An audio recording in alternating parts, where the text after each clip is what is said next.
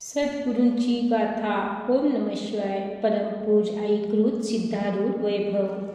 एके दिवशी तुळशीदासांच्या आश्रमात ब्राह्मण मंडळी जेवावयास बसली असता एक ब्राह्मण दारापाशी आला. जेव्हा तुळशीदासांनी त्यांची विचारपूस केली तेव्हा त्याने आपण ब्रह्महत्या असल्याचे सांगितले. त्यावर तुळशीदासांनी त्यांना श्रीराम जय जय राम असे त्रिवार म्हणावयास सांगितले. त्याप्रमाणे त्याने म्हटल्यावर तुळशीदासांनी त्यास पंक्तीत आणून जेवावयास बसविले. ज्या अर्थी ब्रह्महत्यारा पंक्तीत बसला त्या अर्थी आम्ही जेवणार नाही असे म्हणून ब्राह्मण जेवून सोडून स्वस्थ बसले. तेव्हा तुळशीदास म्हणाले, याने त्रिवार रामनामाचा उच्चार केला आहे, त्यामुळे पापापासून यांची पूर्ण मुक्तता झाली आहे. तेव्हा आपण सर्वांनी निशंकपणे भोजन करावे. इतक्यात पंक्तीत बसलेल्याची एक जण म्हणाला, तुळशीदासजी, यातील वाढलेले एक पान तुम्ही शंकराच्या देवालयातील नंदीपुढे नेऊन ठेवा. जर तो पाषाण नंदी जेवील तर तुमचे सांगणे आम्ही मान्य करू. तुळशीदासांनी लगेच पान नेऊन नंदीपुढे ठेविले आणि नंदीवरून हात फिरविला. खा बाबा खा, नाही तर ब्राह्मण उपाशीच राहतील असे म्हटले. त्याच क्षणी नंदी बैल अंग फुगवून उठला. त्याने पानासहित अन्न सेवन केले व तो पूर्ववत शिलामय झाला. हा चमत्कार पाहून ते ब्राह्मण तुळशीदासाच्या चरणी लागले आणि त्यांनी शांतपणे भोजन केले.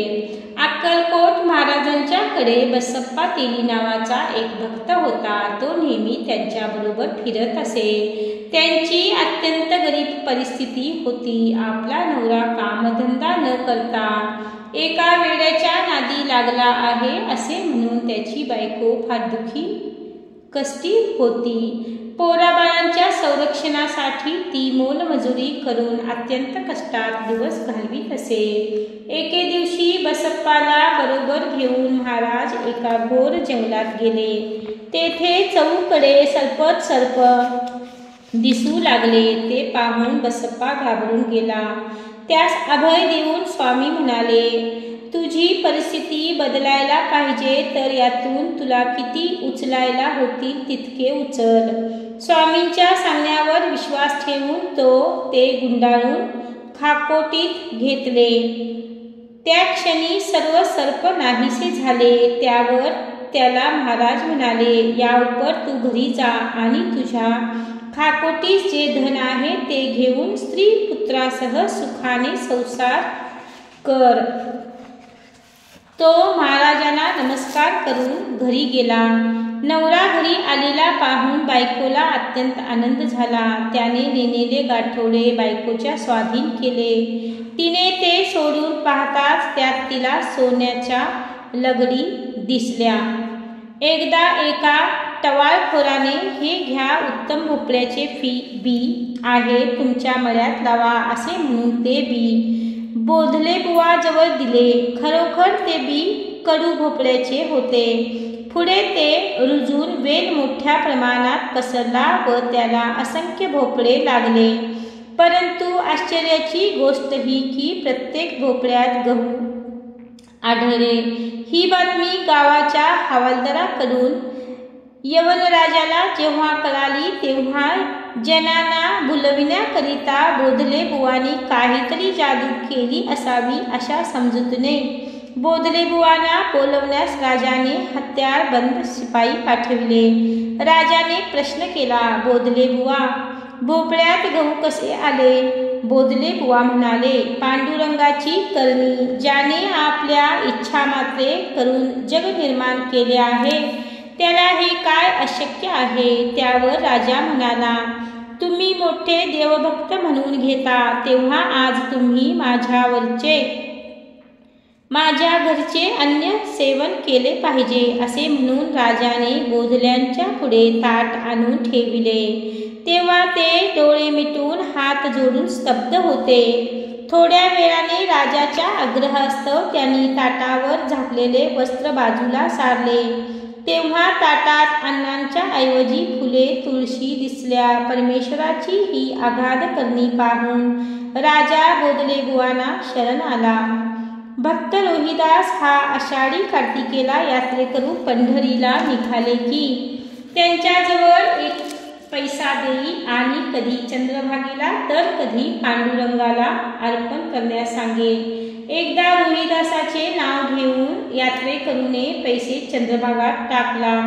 तोच पाण्यातून एक बार वर आला. त्या हातात हिऱ्याचे कंकण होते. ज्या अर्थी आपण पैसा टाकल्याबरोबर कंकण वर आले त्या अर्थी चंद्रभागेने रोहिदासाला प्रसाद म्हणून कंकण दिले असावे असे म्हणून त्याने ते कंकण घेतले. त्यावर तो आपल्या घरी आला. त्याने घडलेली सर्व हकीकत आपल्या पत्नीला सांगितली आणि तो कंकण देण्यासाठी रोहिदासाकडे निघाला. तेव्हा त्याच्या पत्नीने त्याला अडवून कंकण स्वतःकरिता ठेवून घेतले. त्यानंतर एके दिवशी बायका मध्ये गप्पा गोष्टी करत असता ही गोष्ट तिच्याकडून ओघात सांगितली गेली. पुढे ती गोष्ट जेव्हा बादशहाच्या कानापर्यंत गेली तेव्हा राजज्ञेवरून त्या गोष्टीची विचारपूस करण्याकरिता राजसेवक त्या वारकऱ्याकडे आले. त्या समयी त्याने रोहिदासाला चंद्रभागेने प्रसाद म्हणून कंगन दिल्याची मुळापासून हकीकत सांगितली आणि ती गुप्तपणे कंगन असून रोहिदासाच्या स्वाधीन कंगन आणून रोहिदासांच्या स्वाधीन केले. दुसरे दिवशी रोहिदासाला बादशहाने दरबारात बोलावून नेले आणि तुझ्याजवळ जे हिऱ्यांचे कंगन आहे ते मला दे आणि त्याच्या जोडीचे पण तुझ्या देवाकडून आणून दे, नाहीतर तुला चोर म्हणून पकडण्यात येईल असे सांगितले. त्यानंतर रोहिदासानी काटवट आणविले आणि ते समोर ठेवून त्यांनी चंद्रभागेची प्रार्थना केली. लगेच त्यात जुळजुळ पाणी येऊ लागले व त्यातून एक हात हिऱ्यांचे कंगन घेऊन वर आला. तेव्हा बादशहाने जोडी बरोबर आहे की नाही हे पाहण्याकरिता आपल्या जवळचे कंगन त्या कंगनाजवळ धरले. तोच दोन्ही कंगनासहित हात अदृश्य झाला. त्यावर रोहिदास भक्त असल्याची बादशहाची खात्री झाली.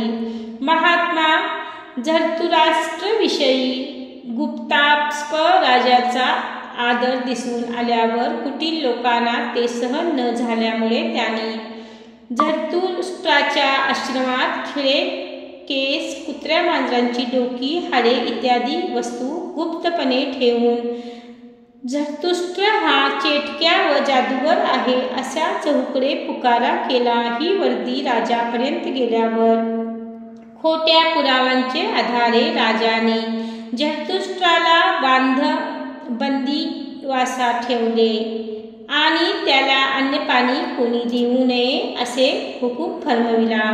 त्या दिवशी गुप्तास्प राजाचा एक अत्यंत आवडता जो घोडा होता त्याचे चारी पाय एकाएकी अडकून गेले. राजाने त्यावर पुष्कळशे उपाय केले.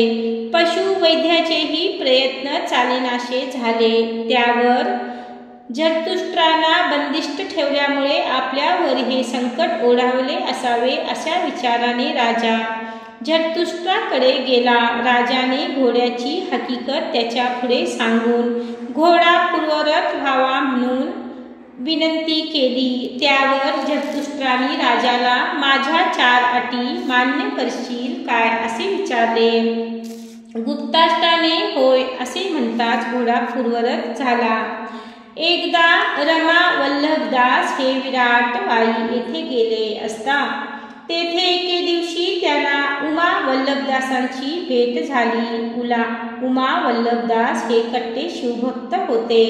शंकराच्या शिवाय दुसऱ्या देवतांच्या मूर्तीकडे ते पाहत नसत. रमा वल्लभदास हे जरी कृष्ण भक्त होते तरी उपास्य देवतांना चराचरात पाहणे हे उपासनेचे ध्येय आहे हे ते पक्के जाणत होते. त्यामुळे कोणत्याही देवतांची प्रतिमा असो जय गोपाल म्हणून ते वंदन करीत असत. एके दिवशी उमा वल्लभदास आपल्या देवारातील देवांची पूजा करीत बसले असता रमा वल्लभदास काही मंडळीशिवाय अवचित तेथे गेले तेव्हा नेहमीप्रमाणे जय गोपाल असे म्हणून त्यांनी देवाला नमस्कार केला। त्यावेळी असा चमत्कार झाला की उमा वल्लभदासांना शंकराच्या ऐवजी श्रीकृष्णाची मूर्ती दिसली। त्याच क्षणी उमा वल्लभदासांच्या अंतःकरणात दिव्य ज्ञानाचा प्रकाश पडला। श्री सद्गुरुनाथ महाराज की जय।